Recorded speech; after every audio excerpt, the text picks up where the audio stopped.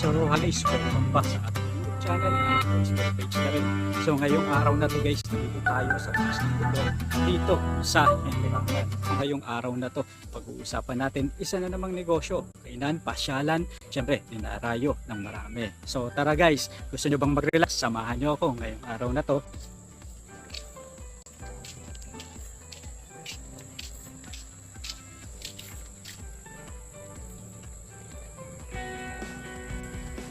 So ngayong araw na to guys, maswerte tayo dahil kasama natin guys yung na po yung may-ari ng shop dito sa Kalayaan View Deck and Park dito sa bayan ng Dagonoy dito sa Camarines Sur. So boss, ano pong pangalan niyo? Hello guys. So ako si Roy, Carlo Roy Ramos. Ako. Ilan taon na po kayo? 29 years. 29 years old. So kayo na po ever since simula ng nagsimula ito kayo ng community village? Yes po, actually kami, tatlo kami nakaibigan. Batch ko nung college, roommates ko nung college. So ayun, nag-pandemic, then quit our job, tapos decide kami na mag-business. Ano yun, magkakaklase kayo o magkaibigan? Magkakabarkad o ano? Lahat. Actually, Para-parehas. pero ahead ako sa kanila, pero alas magka-age naman kami. Mga kasi schoolmates sa Ateneo, tapos, Pinaka. tapos mga roommates na rin. So ilang years nang nag-run kung business niyo? Actually, kaka-celebrate lang namin ng 1 year anniversary ng last summer. So, 1 year lang.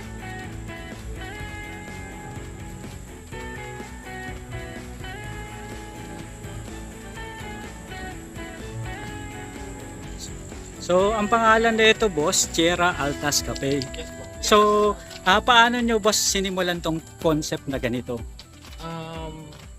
Siguro wala. Usap-usap lang kami. Sarap ng kape. Yeah. Yung sa mga tropa, mahilig sa kape. Apo. Magawa siya ng sarili ng kape sa bahay. Inalok ko. Tapos yan, decide na rin kami. Kasi sa parents ko naman yung place. Apo. I-develop na lang. Tapos dito nyo na sinimulan. Yes, yan po. Itong mga product nyo po boss, ano-ano yung mga product nyo na available? Dito po may kami, coffee, offer kami ng coffee, snacks, Apo. and then may silog din kami all day, silog meals. Apo. Tapos may pizzas kami, Apo. yung best seller namin, and pag-add kami in the future ng mga additional items. Maliban po boss dito sa restaurant, pasyalan na to, ano pa yung ibang business na meron doon? For the time being, ito pa lang. Ito pa lang. Tapos may full-time job din. Oh. Paano kayo boss nag-come up dito sa pangalan na Kalayaan? Ang Kalayaan kasi is yung parang name ng place mismo. Oo. Yung place dito. Kasi pangalan siya ng bunsong kapatid ko. So, ayun, siguro paborito siya ng mga magulang ko kaya pinangalanan ng Kalayaan. Yung place talaga, yung park. Ito. Pero yung shop namin is Tierras Ata. So, kami na nag-come up. Kumbaga itong place na to, Kalayaan View Deck, Opo, tapos yung parang restaurant, cafe, yun yung Tierras Alta. Tierras Altas. So paano nyo napag-desisyonan na Tierras Altas yung gagawin ng pangalan? Actually, ang hirap nung namin kasi ang dami namin naisip na pangalan tapos pinagre-reject kami ng DTI. Kasi meron na. Oo, tapos yun, kasi ang translation ng Tierras Altas is Highlands Opo. Cafe. Oo. So, yun na lang yung kinuha namin kasi daral na nasa Highlands din. Kapag may kasosyo na ganito boss, tapos mga kaibigan mo, mahirap pa yung ganong sitwasyon o madali? Advantage sa'yo o disadvantage? Advantageous naman kasi parang may pros and cons pero syempre kasama rin naman yun sa pag-business. Pero mas maganda kung mas kilala mo yung mga partners mo sa business. So, mas okay talaga. So yung pagko-conceptualize nyo naman ng mga product, so paano kayo nagsimula? Actually, ang simula lang namin is coffee lang talaga. Tapos may snacks kami na sandwich. Okay. And then silog. Yun lang talaga yung namin. Tsaka yung target market lang talaga namin is yung mga bikers kasi sobrang daming bikers dito. Sabi namin, maganda naman yung view, lagi yung pinadaanan. So, why not? Dami pa namin inad na dati. So, hindi talaga siya pumatok. So, tinanggal So, namin. binawasan niyo? Yep, binawasan yung menu. Tapos nag-add ulit ng another so yun. Pinaka peak time dito boss, mga tuwing anong araw? Ano po, Yung mas maraming tao. dinudumog dito every Fridays and then weekends. Tapos usually sobrang daming tao pa Habang napagabi. early in the morning. Mas Saka, marami. yes po, and then pag kahapon. Kasi yung View, yung etong sunset kasi. view na ganito, talagang yan yung inaabangan dito, ano? Sa mga stopping naman po, hindi naman mahirap mag-manage ng mga stop, lalo na sabi mo 28 years old pa lang kayo, 29. Opo. Tapos ito yung first business nyo po, ano? So hindi naman mahirap i-manage ng mga tao. Hindi naman po mahirap mag-manage ng mga tao. Kasi, kailangan mo rin naman maging strict, pero at the same time, kailangan mo rin makihama. So, yung kailangan dapat yung relationship sa employees nandyan din, respeto. So, ayun, bibigay yung respeto, bibigyan ka rin ng respeto.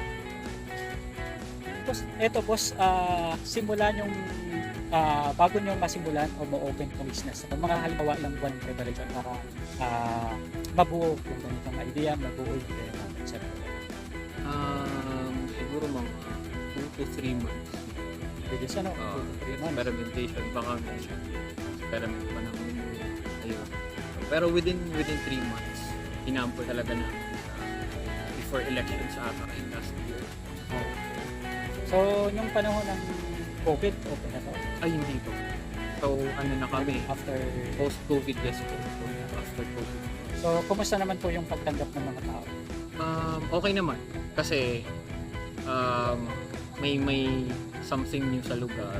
And then, bihira rin kasi yung mga gantong, dito sa partido area, bibihira yung gantong klaseng setup ng cafe.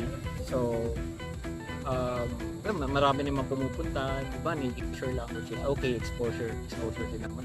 Ito boss, di ba nakapag-start na kayo?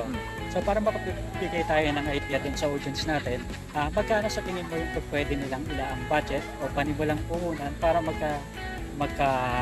pagsimula sila ng startup na katulad nito, o kung hindi man yung at least yung pinakasimple?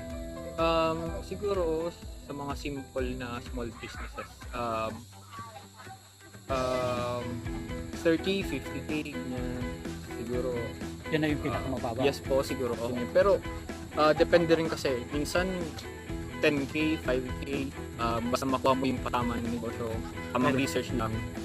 So, tamang advertising, makukuha mo talaga siya. Tapos ano yung pinaka challenging sa pagkakaroon ng ganitong negosyo?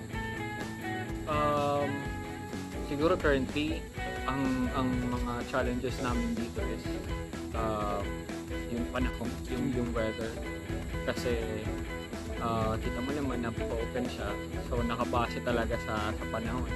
So, sobrang lakas ng ulan, sobrang tumal, tsaka yung mga insekto. Yan So dinudumog kami ng mga gamo-gamo, kung ano-ano man. Pero seasonal naman kasi siya, so siguro mga 3 days, 5 days, ganyan. Pero lalast siya ng 15 minutes lang siguro. Okay naman. So, Tapos boss, anong may ipapayo nyo dun sa mga iba, halimbawa gusto nilang mag-start ng business, mga kabataan? Ano yung mga, halimbawa, katulad nyo, yung sa tingin mo na yung mga maling nagawa sa pag-start ng business? Halimbawa, katulad nito, sa mga kainan na katulad nito, ano yung pwede sana nilang masave na halimbawa may pondo sila na instead na ibuhos nila ng buo doon, ano yung pwede nila sana wag na muna? Siguro Base sa karanasan nyo, boss. tamang market research lang talaga siguro. So, alamin mo kung ano yung wala sa lugar.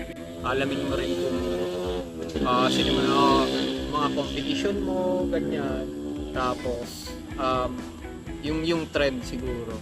So, ayun. Kasi trending ngayon yung coffee, and then after pandemic, syempre gusto mong lumabas. So, ayun, nasa outdoors. Kaya, sakto naman.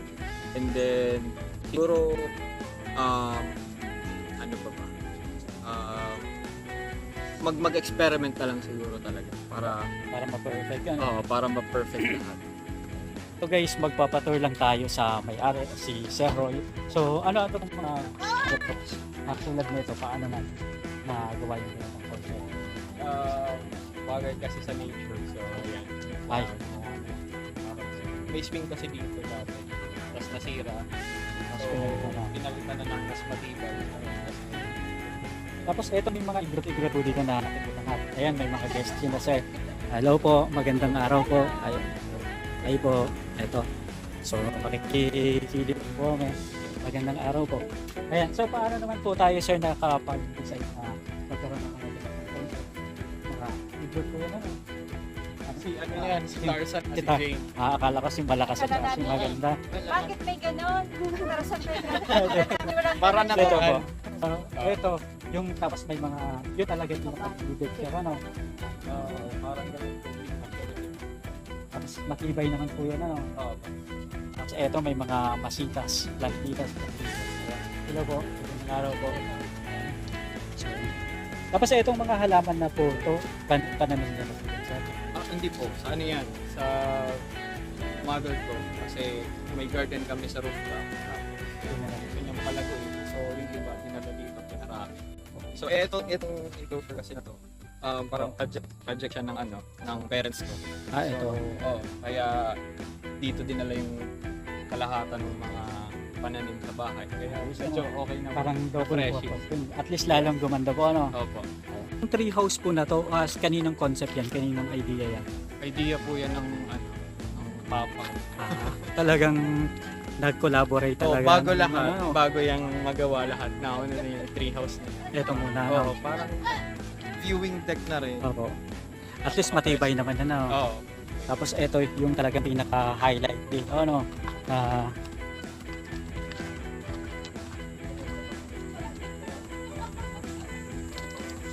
Dito po sir, etong mga pananim na to sa inyo pa rin po to. Opo, sa parents ko. So parang long term talaga, ano? Yes. So ibig sabihin yung ibang pwedeng anihin dyan, pwedeng sanang iserve dito, ano? Yes po, ginagamit talaga namin. Pa-organic na organic. Guys, ayan, nakita nyo gaano kaganda yung, yung view. Ito, at ito yung view na talagang hinihintay ng lahat. Yung paglubog ng araw at pagsikat ng araw. Ayan. So, long-term plan para sa ganitong business, boss. Paano nyo nakikita sa mga susunod na taon? Paano nyo palalaguin yung ganitong klaseng business? Actually, madami na po kaming plano in the future. Ako. Pero for the meantime, ito muna. Marami kaming i-add. So, abangan nyo guys. Ano pa ba? If you have time, bisita na lang po dito sa amin. Anong pangalan po ulit nyo to, boss? So, may Facebook page po kami. Yeah. Tiaras Altas Cafe, Calaya, Qtech.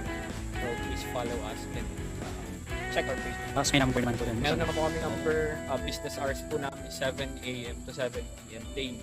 So, bukas po kami araw-araw. So, dito pa rin guys sa Kalayaan Beautech. Ang pangalan ng coffee shop, boss. Tiaras Altas Cafe. Ayun, so kasama pa rin natin si Bossing. Ano yung full name natin, boss? Carlo Roy Ram. So doon guys, doon sa lahat-lahat ng mga katropa natin na gustong pumasok, magsimula ng negosyo, gustong makakita ng mga bagong inspirasyon kung paano simula ng mga business na gusto nyong magkaroon kayo. So tumutok lagi sa Kapatid Mo Ko YouTube channel, Usapang Business. At syempre, masyalan nyo rin itong kapihan dito sa Norangan. Ang pangalan boss ng coffee shop na to ay Tiaras Altas Cafe. yun, at Kalayaan Beautech. So dito guys, kung gusto nyo makapag-relax at siguradong bago kayo gawa ng bundok o pagbaba nyo ng bundok, sigurado guys, nakla na yung mga problema nyo. So guys, maraming salamat sa patuloy ng suporta at nanonood sa ating YouTube channel at Facebook page na rin. Sa muli po, maraming salamat at Thank you.